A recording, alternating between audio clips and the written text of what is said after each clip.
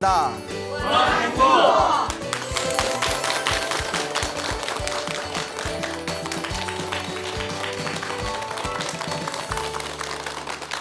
예, 만나서 반갑습니다.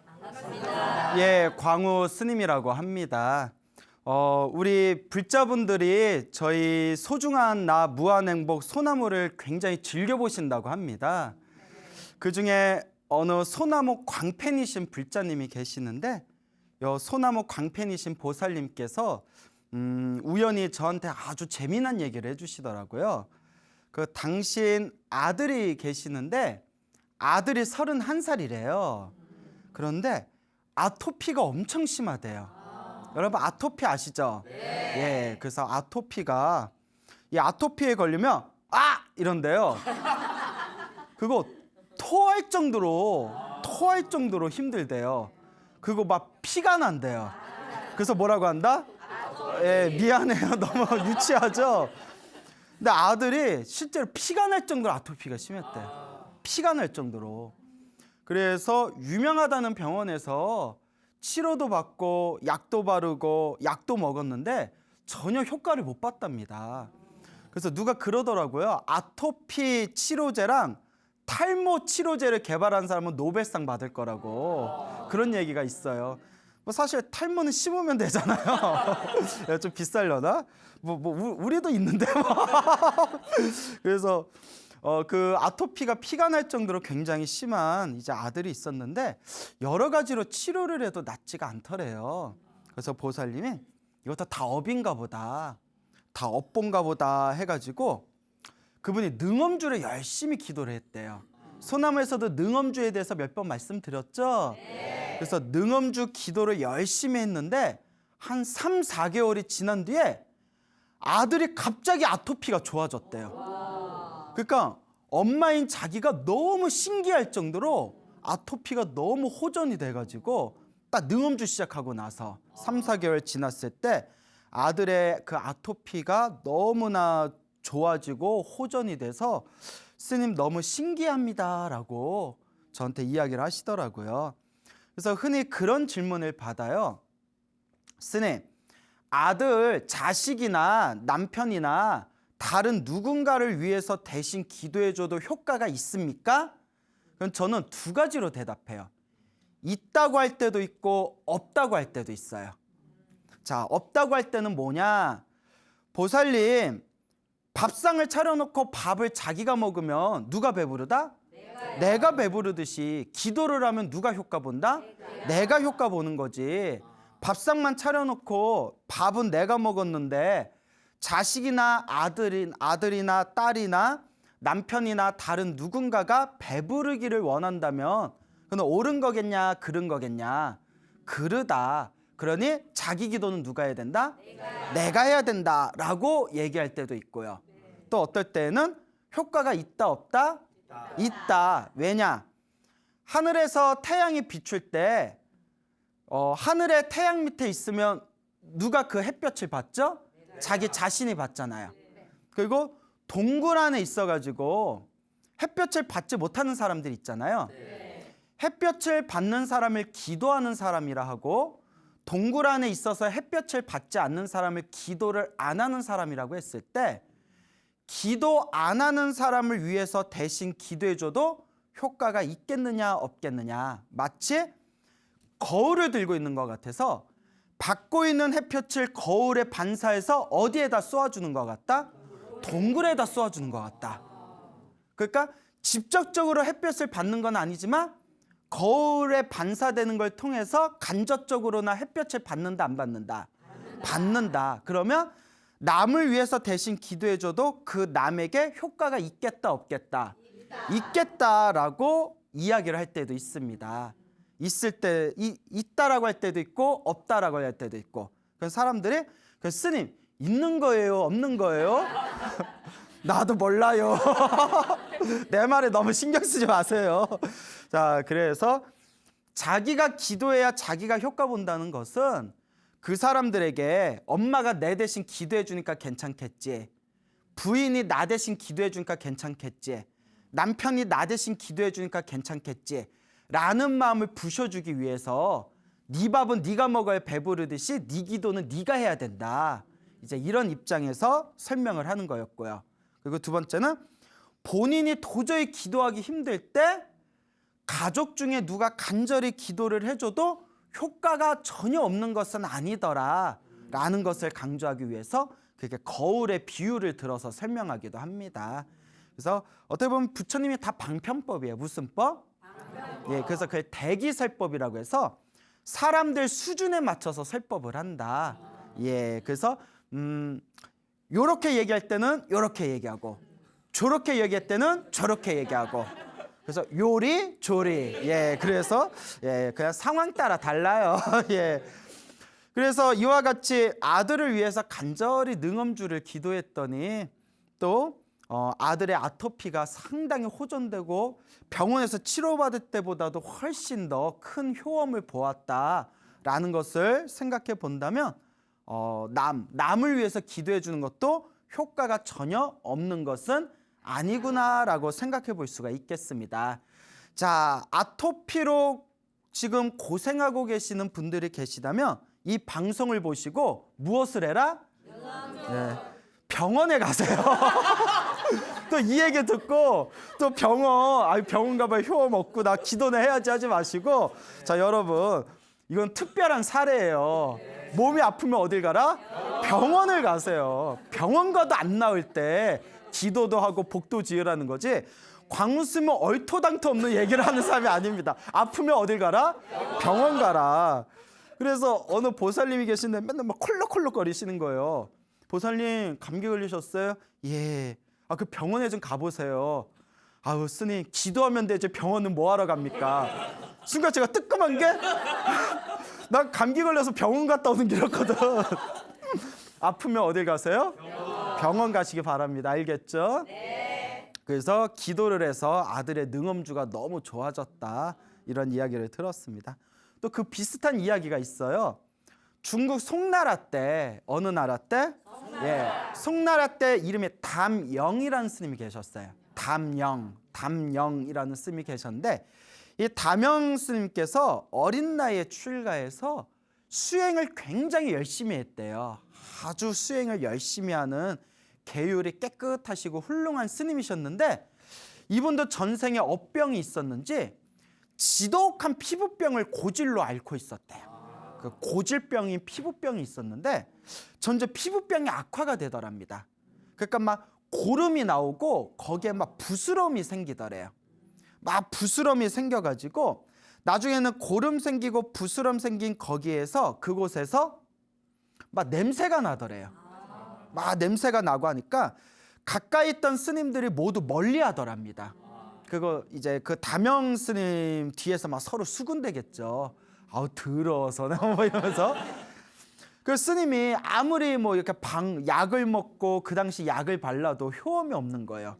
더더구나 송나라 시대 때면 지금으로부터 한참 오래전 거의 1000년 전인데 지금보다 현대 의학이 많이 뒤떨어졌을 거 아니에요? 그러다가 이 담영이란 스님이 다른 스님들에게 너무 부끄럽고 피해를 주는 것 같아서 이대로 안 되겠다. 이게 다 누구 업이다? 내 업이구나. 업장을 소멸해야 되겠구나 생각이 들어서 이렇게 조그만 버려진 창고에 가셨대요. 절 옆에 창고에 가서 그 창고의 한 구석을 깨끗하게 치운 뒤에 그곳에다가 관세음보살님 불상을 하나 모셨대요. 관세음보살 불상을 모신 뒤에 관세음보살 불상 앞에서 지극정성으로 기도를 올렸대요. 관세음보살님, 제가 이렇게 몸이 아프고 피부병이 심한 것은 제 전생의 업병인 것 같습니다. 그러니까 부디 바라옵건대 저의 이 업장이, 저의 이 업보가 소멸되기를 발언합니다 하면서 간절하게 기도를 했다고 합니다. 그때 몇 날 며칠이 지나서 열심히 기도를 하고 있는데 그 뱀 한 마리가 쓱 나타나더래요. 뱀이 한 마리가 쓱 나타나가지고 뱀이 기둥을 따라서 이렇게 쭉 올라가더랍니다. 그래서 기둥을 따라서 쭉 올라가더니 위에서 찍찍 쥐소리가 나더래요. 그러니까 아마 쥐를 잡아먹었나 봐요. 그래서 기도하고 있는데 뱀이 막 위에서 올라가서 막 쥐 잡는 찍찍 소리 나니까 그 담영스님이 관세음보살 연불하다 이게 뭔 소리지 하고 있는데 갑자기 위에서 뭐가 뚝 떨어지더래요. 쥐가 그 뱀 침이 묻어가지고 아마 뱀이 한번 삼켰다가 뱉었나 봐요. 그에 막 끈적끈적한 타액이 애기 막 쥐 온몸에 다 뒤덮여 있는 거예요. 더러워세요. 더러워서 내가 그러니까 쥐가 찍찍거리니까 너무 불쌍한 거예요. 그래서 우리 같으면 기도하고 있는데 그런 거 뚝 떨어지면 재수가 없으려고 재수가 없어서 기도하다 별 더러운 일에 낙연돼 뭐 이럴 수도 있잖아요. 이제 담영 쓰면 자비심이 깊어요. 막대기를 하나 가져와서 쥐 타액을 이렇게 벗겨냈대요. 얼마나 착해요. 우리 같으면 못해. 여러분 해야 안 못해요? 해요? 못해요? 깨끗한 척. 그래서 이렇게 쭉 이렇게 다 타액을 벗기다가 갑자기 머릿속에서 옛날에 봤던 책 민간요법 중에서 몸에 피부병이 부스럼이 심하면 뱀이 짐승을 삼켰다가 뱉어낸 그 뱀 독사의 그 타액을 부스럼에다 바르면 효험이 있다라는 게 딱 생각난 거예요. 근데 사실 그런 걸 어디서 구해요? 뱀이 이렇게 뱉어낸 걸. 혹시? 하고 그 벗겨낸 타액을 몸에다 발랐대요. 부스럼. 우리 같으면 안 해. 싹 발랐는데 바르고 나니까 갑자기 쥐가 후다닥 벌떡 일어나더니 후다닥 도망가더랍니다. 그래서 이게 뭔가 다 죽었던 걔가 쥐가. 그래서 그 다음날 일어났는데 그 타액을 발랐던 뱀침을 발랐던 그 부스럼난 피부가 다 어떻게 됐다? 깨끗하게 피부병이 나왔더래요. 그때서야 비로소 그 뱀과 쥐가 뭐였구나. 관세음보살 화신이었구나.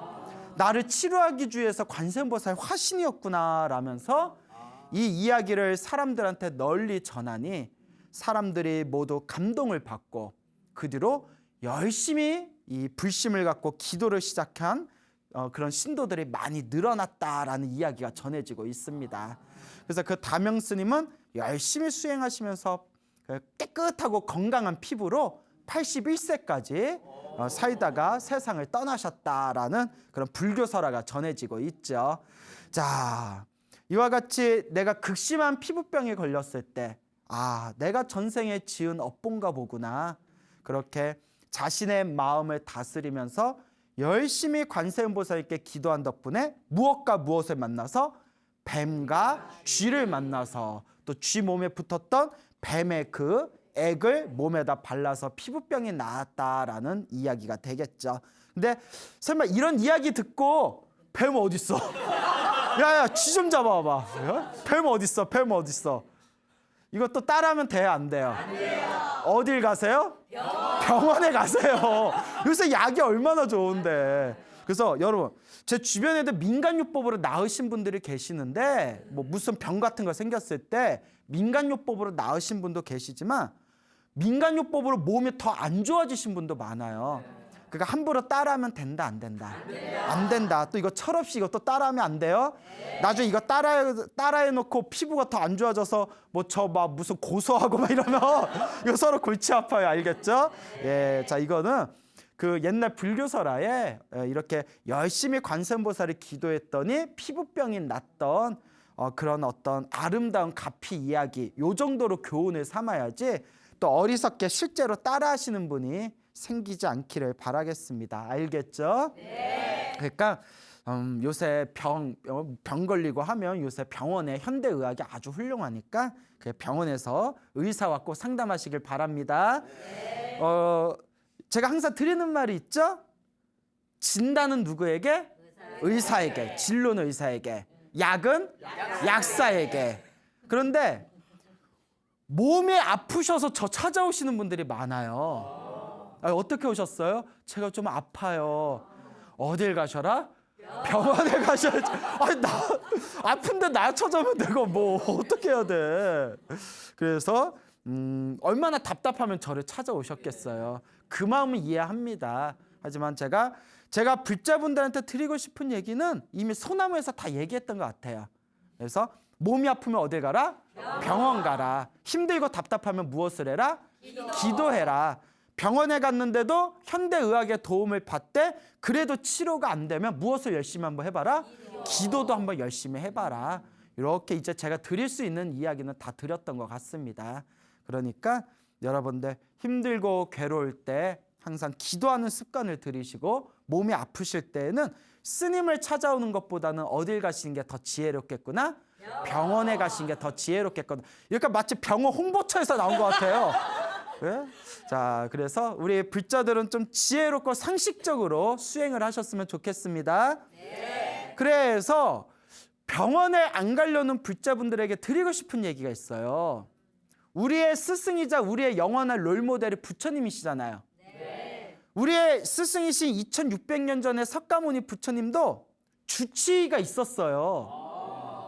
모르고 계셨어요? 있었겠죠? 주치의가 있었습니다. 지바카라는 이름의 주치의가 있었어요. 그러니까 부처님도 몸이 불편하시면 누가 왔다? 예, 지바카라는 지밖에 몰라? 지바카라는 이제 주치의가 와서 부처님과 스님들을 치료해 주던 아름다운 이야기가 우리 팔만대장경에 다 전해져 옵니다. 아니, 부처님도 주치의가 있었는데 우리 불자들은 무슨 용가리 통뼈라고 왜 병원을 안 가? 알겠죠? 그래서 병원에서 치료할 수 있는 거 후딱 치료하고 병원에서도 잘 안 되면 내 업이 두꺼운가 보다 이렇게 생각하고 기도 열심히 하면 참 좋겠죠? 네. 자, 그래서 지혜로운 상식적인 불자의 삶을 살아가자. 꼭 당부의 말씀을 드리고 싶습니다.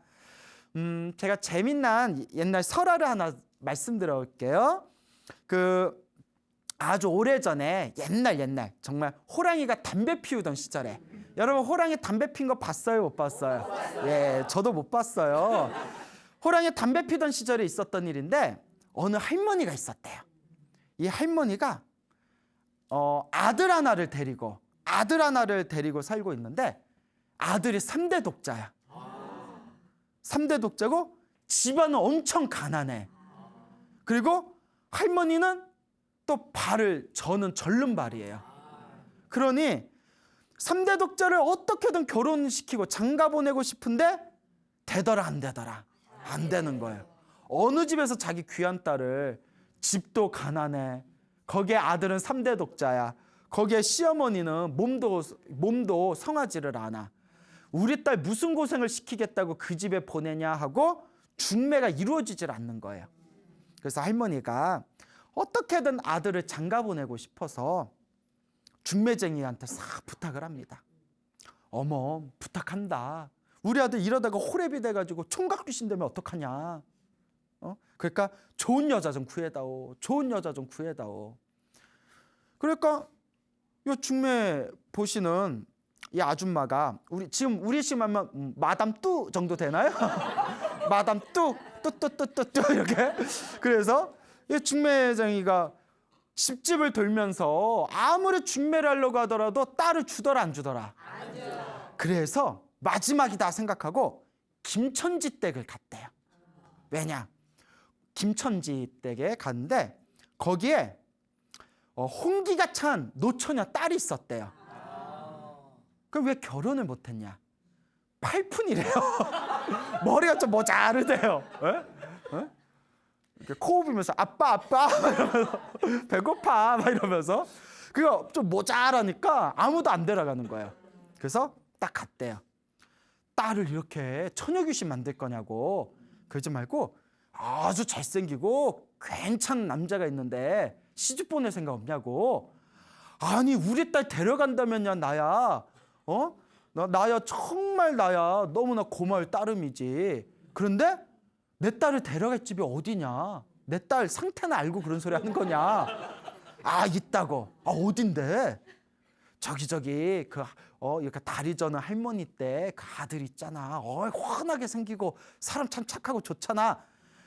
이보쇼. 아무리 내 딸이 팔푼이지만 아무리 그렇지 내 딸 그래도 내 하나뿐이 없는 딸인데 무슨 고생을 시킨다고 그 집에 보낸단 말이오. 그런 소리 할 거면 다시는 찾아오지 말라고 소리를 버럭 지르더래요. 그 중매 보신 분이 아니 처녀 귀신 만들 바에야 막말로 누가 데려가겠냐고.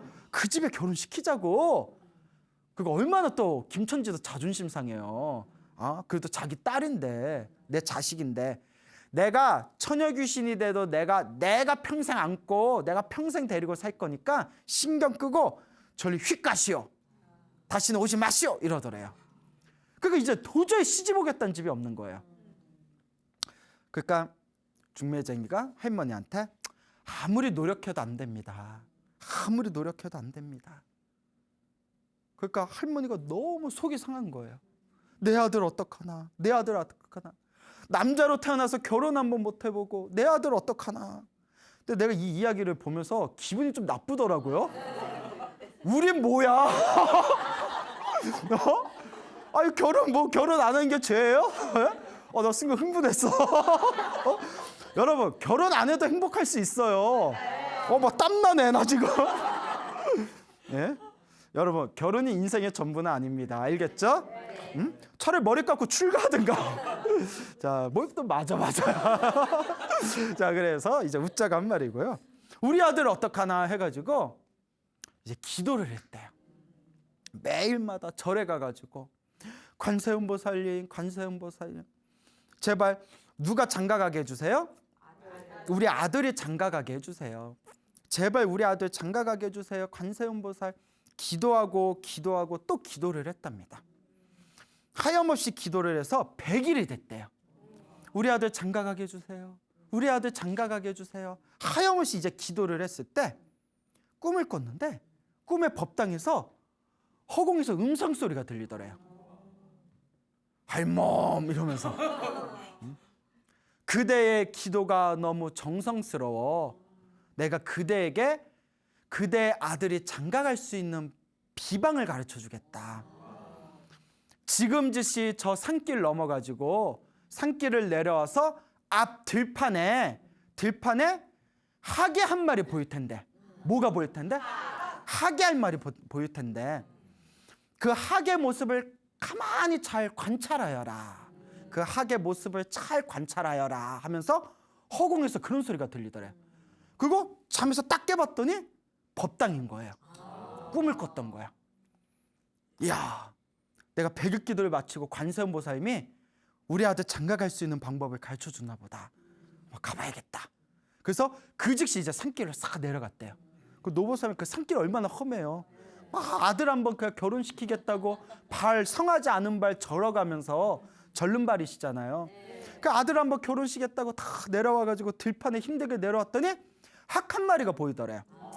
학이 한 마리 보이는데 학이 절더래요. 학이 다리가 몇 개 있어요?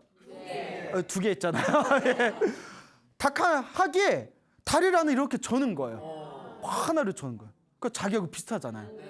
근데 학이 계속 그 들판에 주변에 빙글빙글 돌더래요. 빙글빙글 돌았다가 또 빙글빙글 돌았다가 그렇게 하루를 관찰하고 그다음에 그 다음날 왔더니 또 학이 있더래요. 이틀을 관찰하고 또 밤이 늦어서 집에 갔다 또 왔더니 3일을 관찰했대요. 3일 동안 학이 펄럭펄럭거리면서 그 한쪽에 성하지 않은 다리를 가지고 계속 그 들판의 가운데를 뺑뺑 돌더래요. 가만히 앉아있다 돌고 가만히 앉아있다 돌고 며칠 동안? 3일. 할머니가 지친 거예요. 왜 그때 꿈에서 저 학을 관찰하라고 했을까? 며칠 동안? 3일 동안. 그래서 하도 지쳐가지고 그래서 학을 뗐다라는 말이 여기서 학을 뗐. 나 학 뗐다. 아님 말고 예? 학을 뗀 거예요. 3일 동안 지켜보니까. 예, 뭐 귀에 걸면 귀 가리고 뭐 코에 걸면 코 가리지. 학을 떼가지고 근데 3일 동안 펄럭펄럭하던 그 학이 갑자기 벌떡 일어나더니 멀쩡한 다리로 허공을 날아가더래요. 어이구머니나 학이 다리가 나온 거예요. 이게 무슨 일인가 싶어서 그 들판을 갔대요. 학이 있던 자리를 봤더니 이렇게 조그만 사람 몸 하나 쏙 들어갈 만한 조그만 구덩이에 물이 있는데 물에서 뽀글뽀글 김이 나더래요. 이게 뭔가 하고 살짝 만졌더니 뜨거워 하는 거야. 뜨거워. 야, 학이 이것 때문에 나왔나 보다. 그래서 자기 아픈 다리를 거기다 집어넣었대요. 1시간은 있는데 몸에 땀이 쭈르르르 흐르면서 몸이 너무 개운하더래요. 야, 이거 뭔가 있나 보다. 그럼 매일 가서 하루 종일 거기다 발을 담그고 있었대요. 하루, 이틀, 3일, 열흘이 지났대요. 열흘 동안 그냥 땀을 푹 흐르면서 그 뜨거운 물에다가 다리를 담그고 난 뒤에 오늘 열흘이 지났구나, 집에 가야겠다고 딱 일어났는데 다리가 멀쩡하더래. 다리가 나은 거야. 야, 그래서 부처님께 관세음보살께 기도해가지고 다리가 나았다라고 마을에 소문이 나가지고 저 집안은 부처님 갚이 받은 집안이다, 저 집안은 부처님 갚이 받은 집안이라서 뭘 해도 될 집안이다 소문이 나가지고 서로 자기 딸 좀 데려가라고. 사람들이 이래요. 앞뒤가 다. 우리 딸 좀 데려가라고, 우리 딸 좀 데려가라고. 김천지가 중매쟁이 찾아와서 지금이라도 우리 팔푼이 딸 좀 그러니까 이제 중매쟁이가 물은 이미 쏟아졌고 버스는 이미 지나갔어. 그때 버스 있었나? 예? 그래서 아주 예쁘게 생긴 좋은 집안 가문의 딸과 결혼했다. 그래서 잘 먹고 잘 살았다라는 아름다운 해피엔딩 불교설화가 전해지고 있습니다. 그래서 이게 잇소문이 퍼져서 할머니가 낳았던 그 뜨거운 물이 퐁퐁퐁 나온 그곳에 수많은 사람들이 찾아가서 그곳에서 많이 병이 낫고 건강해졌다라고 해요. 그게 바로 온양온천이래. 무슨 온천? 온양온천. 온양온천이 그래서 생긴 거래요. 예. 온양온천 홍보처에서 나온 줄 알겠다. 예. 그래서 이제 그런 전설이 전해지고 있어요. 그래도 재밌었죠? 네. 그래서 여기서 이제 중요한 게 온양온천이 발견된 게 누구한테 기도해서? 부처님께 관세음보살한테 기도해서 학의 모습을 보고 이제 발견했다라는 설화가 전해지고 있습니다. 자, 이제 설마 온양온천이 그래서 정말 발견됐는지는 사실 모르고, 예, 그걸 어찌 알겠어요. 호랑이 담배 피던 시절 때 내려오던 설화니까. 중요한 거는 이와 같이 힘들고 괴로울 때 슬퍼하지 말아라. 좌절하지 말아라. 슬퍼하지 말고 좌절하지 말고 힘들고 괴로울 때 무엇을 해라? 기도를 해라 라고 항상 우리 불자분들에게 당부의 말씀을 드립니다. 우리가 기도를 하면서 제가 항상 당부드리는 게 있죠? 무슨 기도를 하든 결국 하나로 통합니다. 어떤 분은 금강경이 최고다, 어떤 분은 법화경이 최고다, 어떤 분들은 능엄주가 최고다. 서로 저마다 자기들이 하고 있는 게 최고라고 해요. 하지만 부처님 법은 평등하여 고하가 없다라는 이야기가 있습니다. 그래서 소나무를 통해서 가피 받으신 불자님들 수백 명을 상대로 제가 그 가피의 이야기의 통계를 냈거든요. 데이터의 통계를 냈는데 결론이 무슨 기도를 하든 하나라도 꾸준히 하고 제대로 하면 다 효과를 봅니다. 그게 중요해요. 금강경으로 효과 보신 분도 있고, 법화경으로 효과 보신 분도 있고, 능엄주로 효과 보신 분도 있고, 관세음보살 기도로 효과 보신 분도 있고, 지장보살로 효과 보신 분도 있고, 저 같은 경우에는 나무아미탑을 연부를 해가지고 크게 가피를 받은 적이 있었거든요. 저도 이렇게 기도하면서 소소한 가피들을 받은 게 있지만 또 아미탑을 연부를 해서 크게 가피 받은 적이 있습니다. 그러니까 무슨 기도를 하든 결국 하나로 통한다는 것을 우리 불자들은 놓쳐서는 안 됩니다.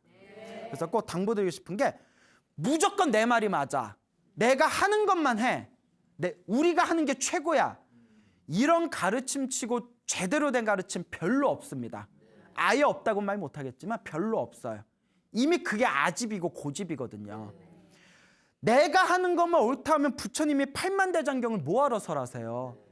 금강경이 맞는 중생한테는 금강경을 설하셨고, 법화경이 맞는 중생한테는 법화경을 설하셨고, 신묘장구 다란이가 맞는 사람들한테는 천수경을 설하셨고, 다 각자 중생들의 수준에 맞춰서 부처님이 법을 설하신 거고, 각자 자기마다 자기와 인연이 맞는 기도를 꾸준히 해나가면 되는 것이고, 또 어떤 기도를 하든 부처님의 가피는 반드시 하나로 통한다는 것을 우리 불자들이 놓쳐서는 안 됩니다. 그래서 힘들고 괴롭고 답답할 때 이걸 할까 저걸 할까 이거 할까 따지지 마시고 따질 시간은 무엇을 한번 더 해라? 기도해라 라고 말씀을 드리고 싶습니다.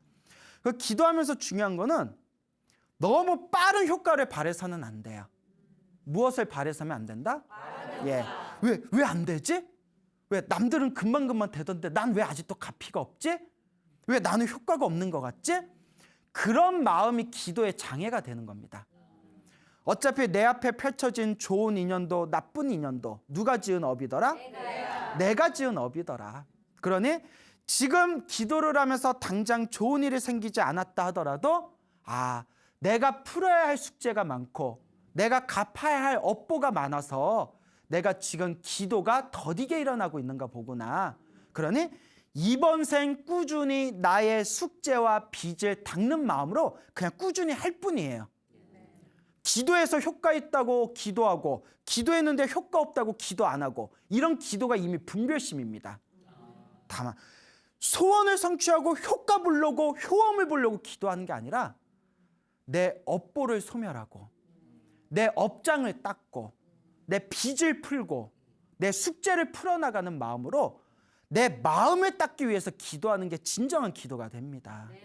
근데 기도를 할 때 해주세요 안 해주면 절에 안 나가 이씨 막 이런 마음으로 이씨 내가 김씨지 이씨야 이런 마음으로 기도를 하지 말라는 거예요. 알겠습니까? 예, 참 리액션 좋아요. 자, 그래서 항상 내 마음을 닦는 마음으로 아시겠죠? 숙제를 닦는 마음으로 빚을 갚는 마음으로 기도를 하셔야 됩니다. 당장 효과에 이렇게 휘둘리지 마세요. 그래서 우리 불자님들 항상 기도하다 보면 답답해서 그런 질문들을 많이 합니다. 스님 기도 열심히 하는데도 일이 잘 안 풀리는 것 같아요. 아닙니다. 기도를 한 순간 이미 일이 잘 풀어가고 있는 거예요. 다만 갚아야 할 빚이 많아서 그렇게 일이 안 풀리는 것처럼 느껴지는 것뿐이지 지금 빚을 갖고 있는 과정입니다. 그러니까 항상 꾸준히 이 마음을 닦는 마음으로 기도를 하는 것이다 라는 것을 절대 잊지 마시길 바랍니다. 자, 그리고 기도하면서 기도만 하면 안 돼요. 제가 항상 무엇도 같이 지어야 된다고 했죠? 복을 같이 지어야 됩니다. 기도는 내 업장을 소멸하는 과정이고요. 그리고 인과 업보라고 했잖아요. 내가 행복해지려면 행복해질 수 있을 만한 씨앗을 심어야 돼요. 그 씨앗에서 무엇이 난다? 열매가 납니다. 씨앗을 안 심었는데 사과 나와라 뿅 돼야 안 돼요. 예? 배 나와라 뿅 돼야 안 돼요. 안 되죠. 씨앗을 심어야 열매가 나는 법입니다. 씨앗도 심지 않고 나와라 하는 것은 우리가 전문 용어로 이러면 나가리인데 나가리예요. 뭐라고요? 나가리. 씨앗도 심지 않았는데 나와라 하는 건 나가리예요. 그렇기 때문에 반드시 내가 행복한 열매를 맺을 수 있는 씨앗을 심어야 되고 그 씨앗은 내가 내 마음의 밭에 심는 복이 되는 겁니다. 그래서 항상 복 짓는 것을 습관해야 돼요. 우리 주변에 보면 복 까먹는 걸 습관화하는 사람이 있고요. 복 짓는 것을 습관화하는 사람이 있어요. 복 까먹는 걸 습관화하는 사람이 뭐냐? 주변에 잘 보세요. 꼭 말을 해도 12조로 말해요. 그런 사람도 있어요. 꼭 똑같은 말을 해도 기분 나쁘게 말해요. 어머 너 오늘 머리 잘 됐다. 너 머리 너무 좋다. 머리 너무 어디서 했어? 머리가 어디서 했어? 라고 이렇게 덕담하면서 있고 또 어떤 사람은 돈 좀 썼나 보네. 꼭 말을 해도 그렇게 해요. 무슨 말인지 알겠죠? 예. 그리고 또 항상 주변에 시비 거는 사람들이 있어요. 괜히 이제 시비 걸고 짜증내고 신경질 내고 주변을 불편하게 하는 사람도 있습니다. 가만히 보면 그게 습관이에요. 마음의 습관의 길이 그렇게 들린 거예요. 불교는 마음 공부인데 내 마음의 습관은 복 까먹는 습관을 들여놓고 복 주세요 그런다니까요. 이게 바로 욕심이고 망상이고 번뇌인 것입니다.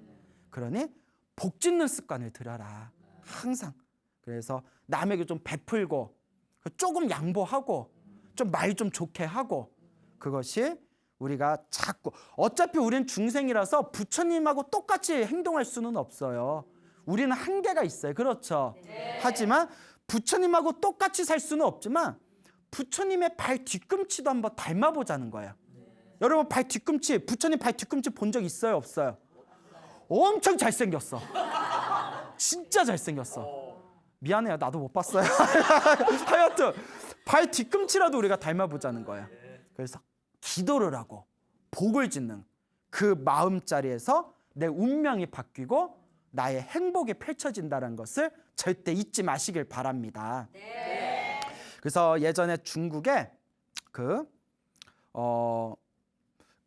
이름이 등소봉이라는 이름을 가진 그 거사님이 있었대요. 선비가 있었대요. 이름이 등소봉이에요. 등소봉. 예, 뭐 중국 이름이니까. 그래서 이 등소봉이라는 선비가 있었는데 이 등소봉이 그 아들을 낳기만 하면 아들이 어린 나이에 다 세상을 떠나더래요. 그 아들을 낳기만 하면 아들이 죽더래요. 근데 참 부모 마음이 그래요. 자식을 먼저 떠나보내는 게 가장 찢어지는 아픔이거든요. 그러니까 아들을 낳기만 하면 아들이 세상을 떠나니까 이 등소봉의 아버지 입장에서 얼마나 힘들고 괴롭겠어요. 그래서 그 아들 때문에 항상 마음의 고생을 하면서 이러다 우리 집안의 대가 끊기면 어떡하나 항상 정정긍긍했답니다. 그러다가 우연히 어느 스님을 만났대요. 어느 스님을 만났는데 스님이 이렇게 보더니 이런저런 대화를 하다가 마지막에 거사님은 전생에 살생의 업보가 두껍습니다. 무엇이 두껍습니다? 예, 살생의 업보가 두껍기 때문에 아이를 낳을 때마다 아들을 낳을 때마다 그렇게 아들이 살생의 업보 때문에 세상을 일찍 떠나는 거고 거사님도 얼굴이 단명살입니다 이러더래요. 놀래가지고 그러면 어떻게 해야 됩니까? 잘 들어두세요. 당신 아들 이러면 오래 못 살아! 뭐 이런다든가 얼굴을 봐라. 당신 얼굴에 단명살이야. 이렇게 딱 겁을 주는 사람이 있어요. 그러면 어떻게 해야 돼요?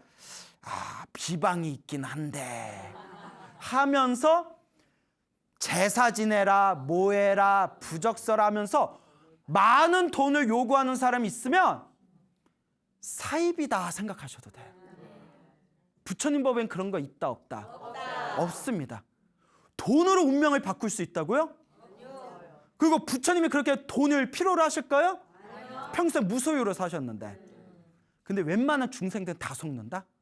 다 속아요. 아무리 가르쳐줘도 속아요. 그러면 이 스님은 무슨 방법을 가르쳐줬냐? 업장이 두꺼우니 업장을 소멸해야 됩니다. 이제부터 매일 시간 날 때마다 금강경을 독송하십시오. 무엇을 독송하십시오? 금강경을 독송하십시오. 그리고 한마디 더 합니다.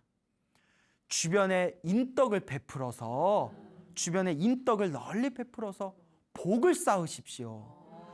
금강경을 매일매일 시간 날 때마다 읽고 열심히 사람들을 위해서 진심으로 복을 쌓으면 당신의 이 악한 운명이 바뀌게 될 것입니다.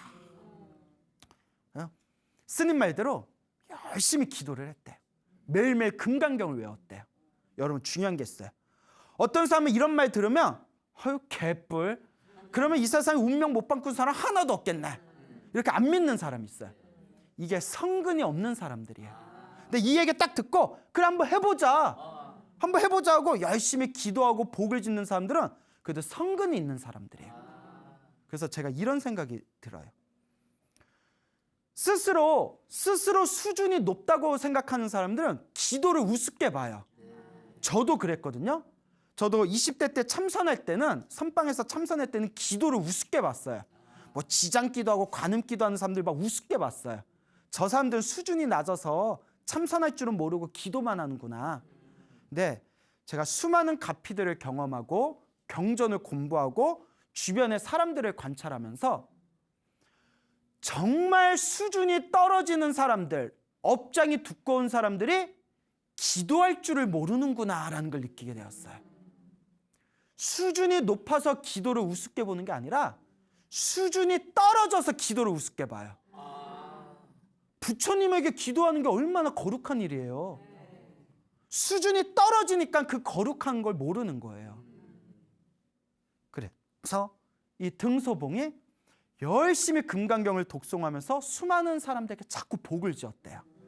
사람들이 너무 고마워서 어쩔 줄 몰라는 거예요.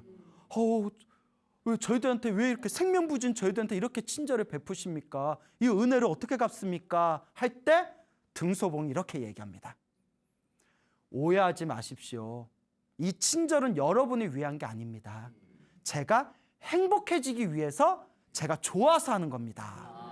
그래, 이 정도는 돼야죠. 그렇게 꾸준히 금강경을 독송하고 수많은 사람들한테 친절을 베풀고 인덕을 쌓았던 등소봉이 드디어 아들을 낳습니다. 그렇게 아들을 낳아요. 아들을 낳고 낳아서 20명 가까이 낳았대요. 20명 가까이 낳았대요. 뭐 기록에 보면 한 13명 낳았다 뭐 이렇게 되는 것 같아요. 13명 낳았다. 20명 거의 가까이. 그리고 90살까지 살았대요. 단명살이라는 사람이 몇 살까지 살았다? 90살. 그리고 손자를 36명을 봤대요. 아들을 13명 낳고 90살을 살고 죽을 때까지 손자를 몇 명 봤다? 36명을 봤다. 예. 아들이 13명, 손주가 36명. 이 정도면 기도빨 받았어요, 못 받았어요? 여러분, 운명을 바꾸고 싶다면 기도하세요. 그리고 복을 쌓으시고 여러분들의 마음을 복 짓는 습관으로 고쳐나가시길 바랍니다. 그러면 반드시 여러분들의 운명이 아름답게 바뀌어 나갈 것입니다. 알겠죠? 네. 여러분, 행복해지고 싶습니까? 네. 행복한 삶을 창조하고 싶습니까? 네. 복을 지으십시오. 선업을 지으십시오. 공덕을 쌓으십시오. 복과 선업과 공덕의 힘이 여러분들을 진정한 행복의 길로 이끌어 줄 것입니다. 여기서